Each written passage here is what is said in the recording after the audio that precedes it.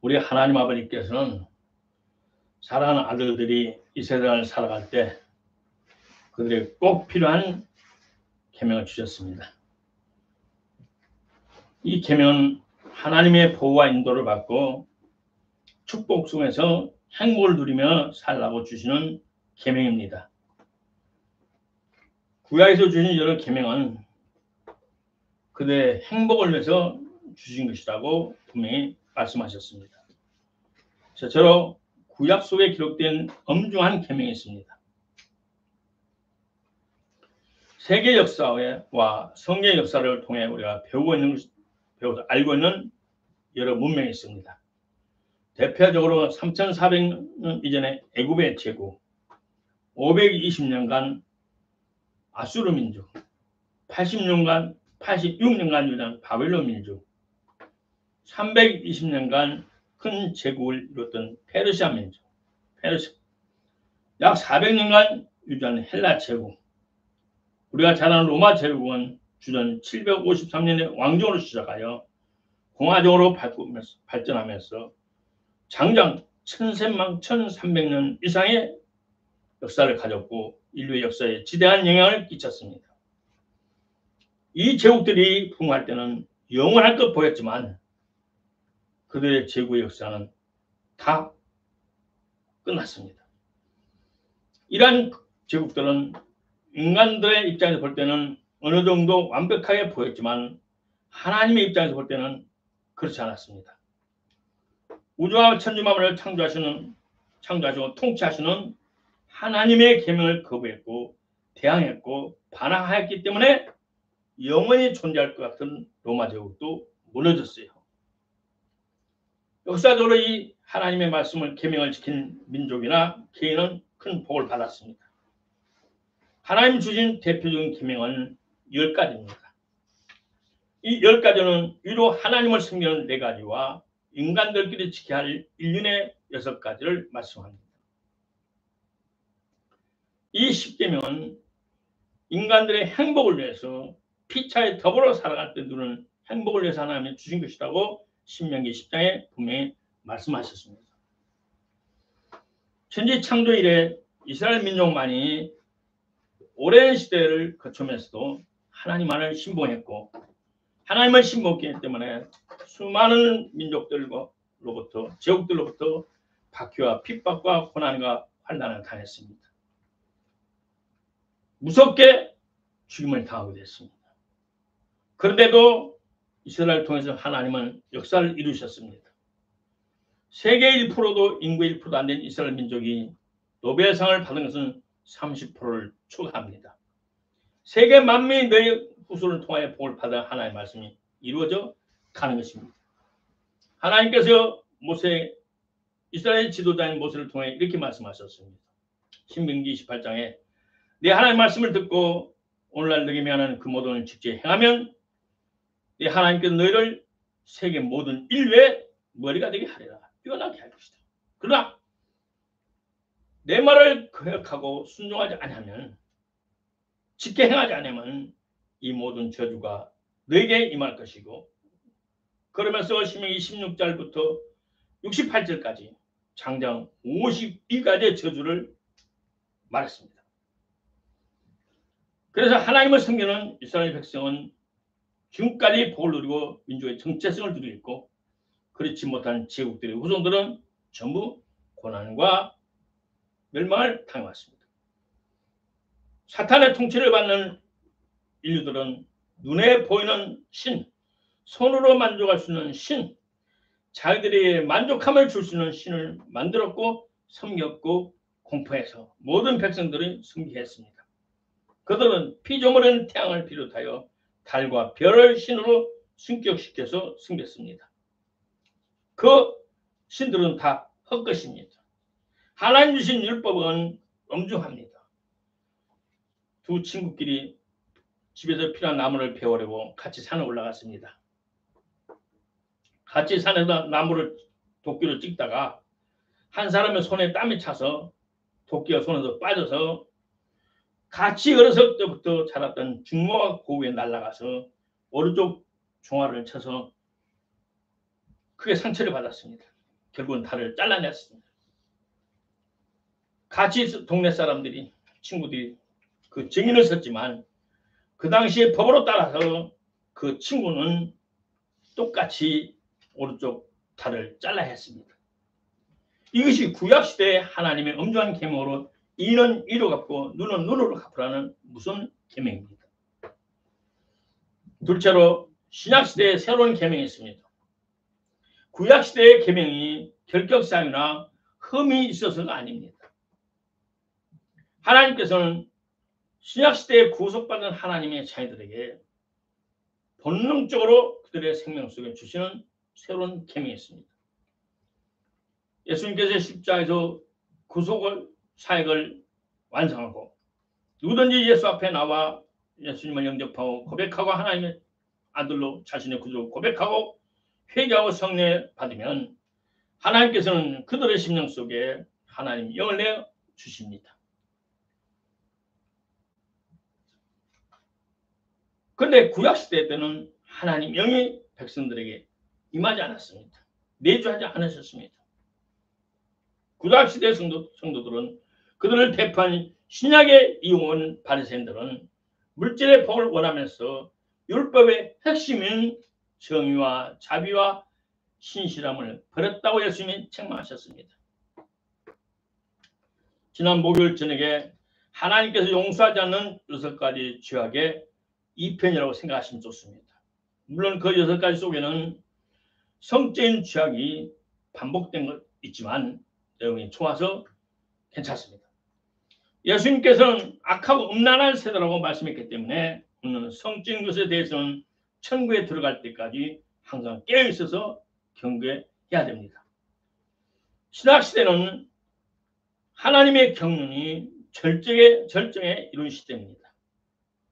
하나님께서는 구약에서는 오직 이스라엘만을 위해서 활동하셨습니다.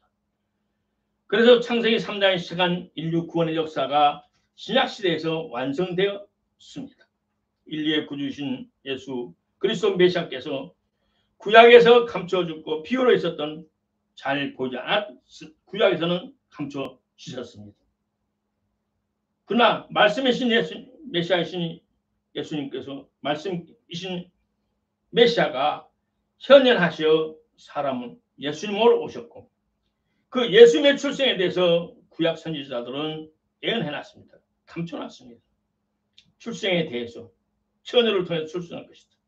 출생할 장소 베들레헴에서 그가 성장하실 일 그 이름 자체부터 자기 백성을 제 죄에서 구원할 자라고 예언해놨습니다. 그래서 감사하게도 저와 여러분은 하나님의 은혜로 말미암아 복음을 듣고 예수님을 개인의 구주로 믿고 영접했습니다. 성령께서 조명하시 주신 대로 성령의 감동대로 무섭고도 더러운 모든 죄를 회개하였고 하나님을 아버지라 부르는 특권을 받았습니다. 이제부터는 당당하게 하나님의 자식으로서 머리를 들고 하나님을 아버지라 부르면서 내 모든 형편과 처지를 구하면서 응답을 받으면서 하나님의 품에서 살아가는 성도의 특권을 누리게 해주시니 얼마나 감사합니까? 근데 예수님께서는 제자들의 품에 말하기를 요한복음 10장에 새 계명을 너에게 주노니 너는 빛과 뜨겁게 사랑하라고 말씀하셨습니다. 우리가 서로 살아가면 세상 사람들이 저들은 하나님의 자녀라고 인정을 받는다고 말씀했습니다.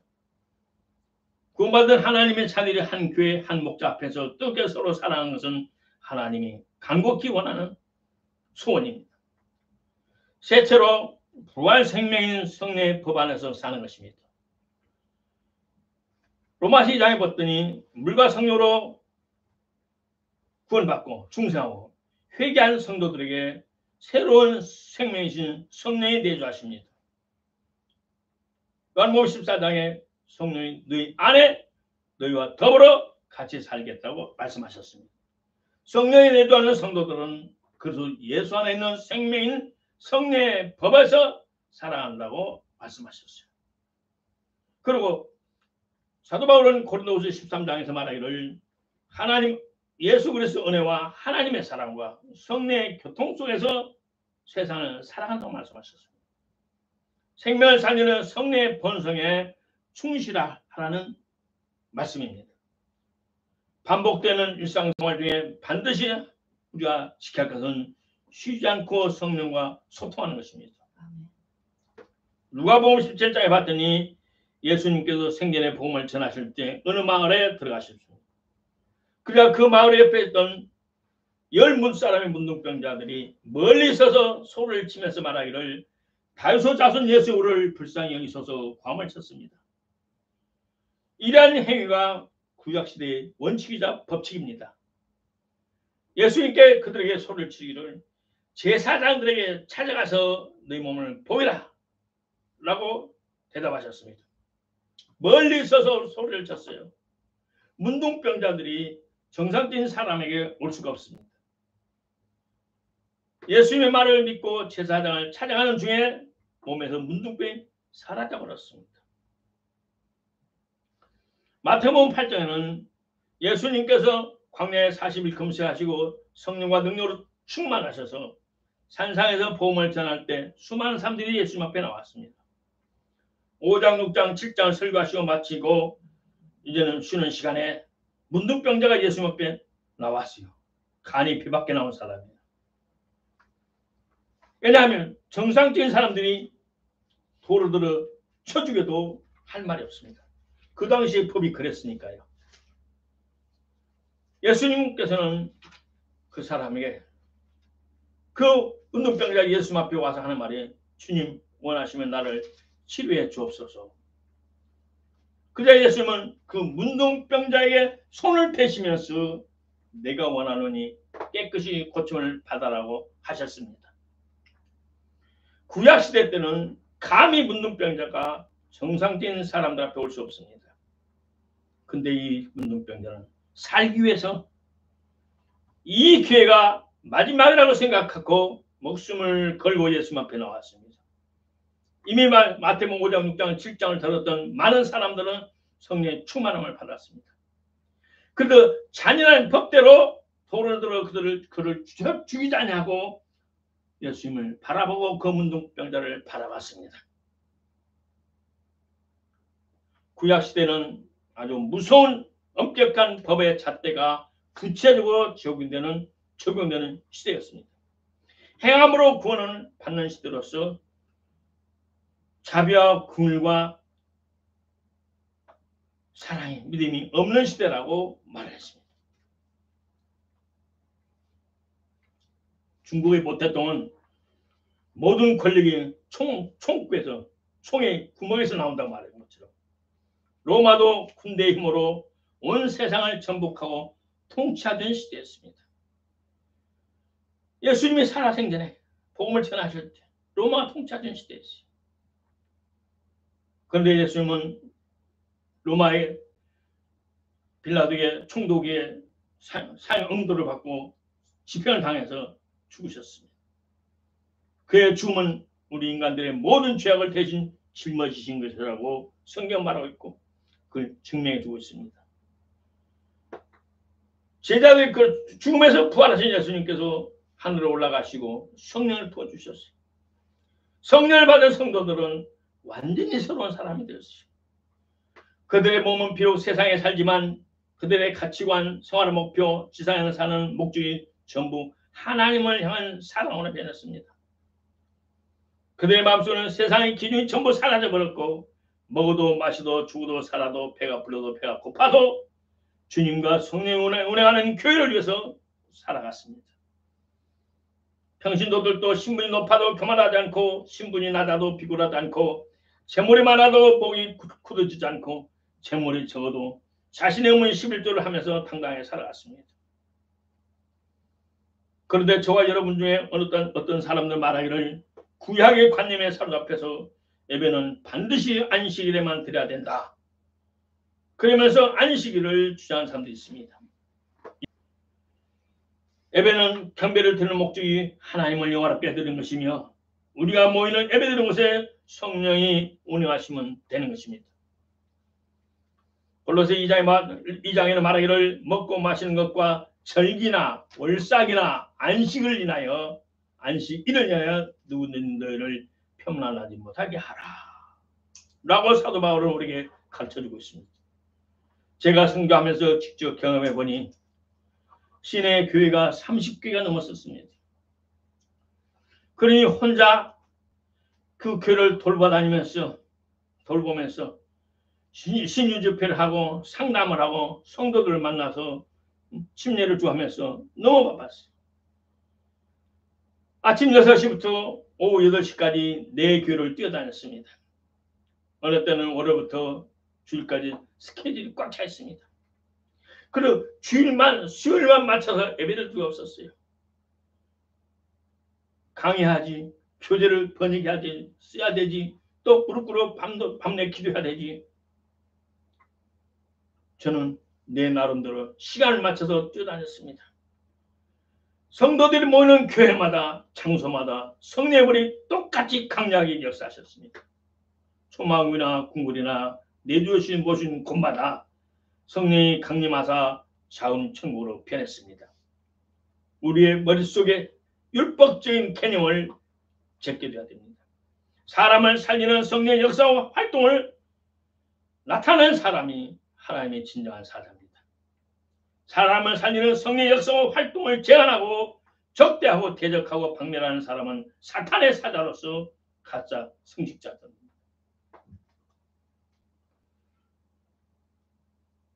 지금 시대는 주님께서 오실 날이 너무 가까웠기 때문에 오늘 정신을 바짝 차려야 됩니다. 그것은 성령을 쫓아 사는 것입니다.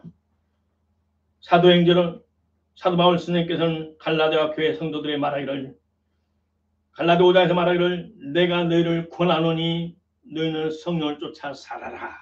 성령을 쫓아 살아라. 로마서 8장에서는 성령의 인도를 받아 살아라고 간곡히 우리에게 부탁했습니다. 오늘날 많은 성도들이 믿음에서 실족하는 가장 큰 원인은 육체의 탐욕 때문입니다. 로마서는 말하는 육체의 소욕은 육체의 탐욕은 성령을 거스린다. 성령의 소욕은 육체의 정욕을 거스린다. 라고 말씀했습니다. 성령의 소욕은 자신이 알든 모르든 하나님을 경외하고 두려게 합니다. 내 안에 성령이 계시면 하나님을 사랑하며 하나님을 두려움 가운데 하나님의 심판을 두려움 가운데 섬기기를 원한다는 겁니다. 원래 우리 교회는 하나님의 대부분의 교회는 많은 영혼들을 구원하기 위해서 하나님의 사랑과 자비와 긍휼만 강조했어요. 그리고 교회에서 하나님의 어뷰하심에 대해서 많이 가르침이 부족했어요. 그래서 일부의 성도들이 하나님의 사자들을 경홀히 여기고 하나님의 나라의 하나님의 교회의 재물을 경시해서 탈취하고 도둑질하는 사람들이 있어요. 그로 인해서 교회와 자신이 많은 상처를 받았습니다. 오늘날 저와 여러분은 성령의 인도를 성령의 인도를 받는다는 것은 뭐냐? 생명을 사랑하는 겁니다. 생명을 구하는 것입니다. 애굽에서 이스라엘 민족들이 풍성하고 왕성해 주는 가운데 바로 왕이 속으로 걱정이 됐어요. 저 민족이 저렇게 풍성하다는 결국 훗날 우리 민족을 이겨버릴 것이 아닌가. 바꿔질 거 아닌가. 죽이기 전도하면 큰일 나지. 그래서 밑에 대신들하고 회의해가지고 법을 만들었어요. 지금부터 저 고센 땅 이스라엘 민족이 사는 고센 땅에서 여자들이 아들을 낳으면 산파들은 깐난이 목을 숨기를 막아서 죽여라. 정상 황제의 명으로 산파들에게 명령을 내렸습니다. 딸들은 살려줘라. 그러나 이 산파들은 오랜 경험을 통하여 생명은 하나님께 속한 것이라고 알았기에 왕의 엄중한 명령을 거부했어요. 그러나 출애굽기장에 봤더니 하나님께서 산파들에게 은혜를 베푸시니라. 산파는 하나님을 두려워하였으므로 깐나인을 죽이는 것이 하나님께 죄를 짓는 것이라는 것을 알았으므로 애들을 깐나인을 죽이지 않았습니다. 그저 하나님께서 하나님이 그 산파들의 집들을 크게 복을 주셨다라고 말씀했습니다. 나는 지난 50년의 목회와 선교 중에 많은 사람들 만났어요. 또 많은 책을 봤어요. 그때마다 성령을 쫓아 사는 훌륭한 선생님들을 나 혼자 사모하였고 모방하였고 내 영적 멘토로 삼아서 그분들이 쓴 저서란 책은 다 사서 받고 어떤 것은 영어까지 사서 보고 살아온 지금도 그래 살아오고 있어요. 그들은 성령을 쫓아 살았기 때문에 생명의 법인 성령을 쫓아 살았기 때문에 대체로 우리는 양심의 지배를 받아야 됩니다. 누구는 말합니다. 우리 할아버지는 100년 전에 살았는데 복음을 듣지 못했는데 천국에 갈 수 있습니까? 누구는 나에게 너 아버지를 구원받으려면 시키려면 특별한 거 해라. 내 앞에서 그랬어. 난 깜짝 놀랐어. 마틴 루터가 종교혁명을 하던 시절에 천주교에서 면죄부를 하는 표를 팔았어요. 내 불신 할아버지, 증조 할아버지를 구원하려면 특별 헌금을 해라. 그 헌금이 땡그랑 하고 헌금통에 떨어지는 순간 지옥에 있는 네 할아버지 영혼이 천국으로 올라간다. 라고 비성경적인 가르침을 가르쳤어요. 사도 바울께서 기록한 로마서는 아주 쉽고도 어렵습니다. 본문이 어렵기 때문에 현대인의 쉬운 성경을 인용하여 말씀을 드립니다. 로마서 2장에는 쉽게 남을 정죄하고 판단하는 율법적이고 육신적이고 죄악된 본능에 충실하게 살아가는 사람에 대해서 로마서 1장에 기록이 되어 있습니다. 2장에 와서는 더 깊은 내용이 있습니다. 율법 없이 죄 짓는 사람은 율법에 관계없이 망하고 율법 아래서 죄 짓는 사람은 율법으로 심판을 받을 것이다. 하나님 앞에서 의롭다는 인정을 받을 사람은 율법을 듣기만 하는 사람이 아니라 율법대로 사는 사람이다. 율법 없는 이방인이 본능적으로 율법이 요구하는 것을 실천하면 그들의 율법이 없어도 그들 자신이 자기의 율법이 됩니다. 그들의 행동은 율법이 요구하는 일이 그들의 마음에 기록되어 있다는 것을 보여주며 그들의 양심도 이것이 사실임을 증거하고 있습니다. 안 믿는 사람들의 본능 속에도 스스로의 양심이 이건 양심 편안하다. 이건 양심에 거리낀다. 라고 하나님이 주셨다는 겁니다. 로마서 1장에는 사람들의 영혼 속에 하나님이 심어주신 선하고 인자하며 과와 과부를 불쌍히 여기며 착하게 살려는 본성과 이런 것을 멀리하고 상황과 환경에 따라 제멋대로 살려가는 죄악된 길을 살려하는 갈등이 있다고 말합니다. 양심은 하나님께서 모든 인간의 영 속에 숨겨두신 하나님의 생명이며 하나님이 보낸 심판장, 판사입니다. 사람이 비록 아담의 죄성을 받아 출생했을지라도 영혼이 있는 것처럼 그 영혼 속에 양심의 기능이 들어있습니다. 그러나 불신자 시절에는 이 양심은 사탄의 지배를 받아 기능이 약해졌고 자신에게 유익된 대로 치우친 이기심 안에서만 작동합니다. 예수님은 살아생전 요한복음 8장에 봤더니 현장에서 간음하다가 잡혀온 여인을 어떻게 처리할까요? 묻는 사람들에게 바리새인들에게 너희 중에 죄 없는 자가 먼저 돌을 들어 쳐라. 그러자 돌을 들고 여인을 쳐주려도 많은 사람들이 돈을 슬그머니 내려놓고 다 도망갔어요. 나중에 예수님 머리를 들고 보니 예수님과 여인밖에 없었어요. 양심은 저울처럼 공의로워야 되는데 양심의 기능이 불에 타버렸기 때문에 기능이 마비되었습니다. 예수님을 믿고 회개하면 우리 영혼이 중생함과 동시에 양심의 기능이 완전하게 공의롭게 회복이 됩니다. 곧 양심의 책망은 하나님의 책망입니다. 새롭게 살아난 양심이 주는 죄책감은 하나님께서 회개하라고 주시는 신호입니다. 그러므로는 양심의 가책과 죄책감이 들 때는 빨리 회개하고 주님 앞에 엎드려야 됩니다. 회개하고. 그럴 때 우리와 하나님과의 소통의 문제가 사라지고 우리의 기도는 즉시 응답이 될 것입니다. 우리의 기도가 응답을 받고 하나님이 나와 삶 속에 임마누엘 같이 하시는 역사가 나타나기 위해서는 우리는 선한 양심, 착한 양심, 주님이 원하시는 양심된 삶을 살아야 됩니다. 그러나 말세의 특징은 뭡니까? 돈을 사랑하며 불법을 사랑함으로 양심이 다 기능이 마비되어 있어요. 이건 불신자들이 어쩔 수 없습니다. 구원받은 하나님의 자녀들까지 하나님이 주시는 양심의 책망과 죄책감을 묵살한다면 저와 여러분의 삶 속에는 내일이 보장되지 못합니다. 우리는 양심의 가책과 책망 앞에 엎드려서 하나님의 맞습니다. 제가 죄인입니다. 라고 진실하게 정직하게 고백하고 주님이 하신 보혈의 공로를 다시 받아들여 내 영혼이 중립어 죄산받는 축복을 누리길 바랍니다. 그때는 여러분의 작은 시험에도 응답하시는 하나님의 손길과 숨결을 경험할 수가 있습니다. 결론은 구약서에 기록된 엄중한 계명이 있습니다. 신약서에 새로운 계명이 있습니다. 이웃을 내 몸같이 사랑하는 계명으로 우리는 성령을 받을 때만이 이웃을 내 몸같이 사랑할 수 있는 능력이 옵니다. 부활 생명은 성령의 법 안에서 사는 겁니다.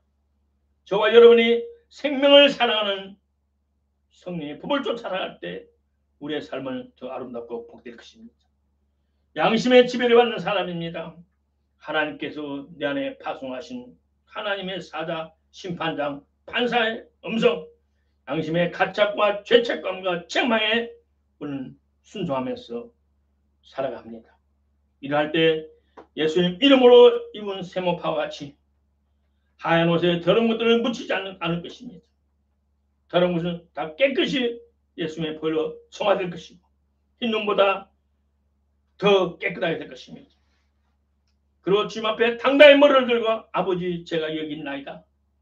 날마다 주님과의 친밀한 교통가 돈독해질 것입니다. 그때 하늘로부터 천사의 소리와 나팔 소리가 들릴 때 저와 여러분 넉넉히 후계에 참여할 것입니다. 고맙고 감사하신 아버지 하나님 은혜를 감사합니다.